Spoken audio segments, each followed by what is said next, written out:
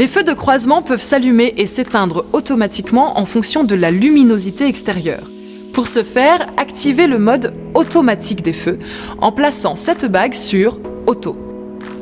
Les phares s'éteignent automatiquement après l'arrêt du moteur, à l'ouverture de la porte conducteur ou après le verrouillage des portes.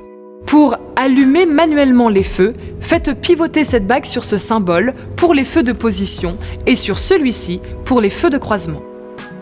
Pour activer les feux de route, votre moteur doit être en marche et les feux de croisement allumés. Poussez alors simplement la manette comme ceci. Pour activer les feux de brouillard arrière, les feux de croisement doivent être allumés. Tournez cette bague-ci vers le bas, puis relâchez. Renouvelez l'opération pour éteindre. Notez que le voyant orange au tableau de bord vous indique que les feux de brouillard arrière sont allumés. En cas de charge inhabituelle de votre véhicule, passager, bagages ou remorque par exemple, vous avez la possibilité de régler la hauteur des faisceaux de vos phares. Feu de croisement allumé, actionnez ce contacteur vers le haut ou le bas pour atteindre la position souhaitée. Le mode impulsionnel permet d'utiliser le clignotant sans enclencher la commande complètement.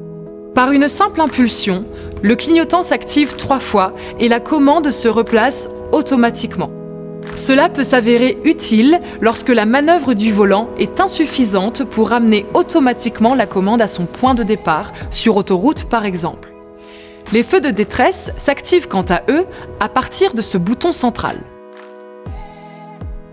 Enfin, la fonction Follow Me Home permet de laisser les feux allumés pendant quelques secondes une fois que vous avez quitté votre véhicule.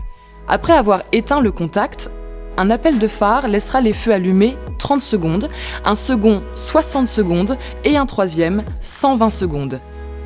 Une fonctionnalité utile pour retrouver votre chemin dans le noir après avoir quitté le véhicule.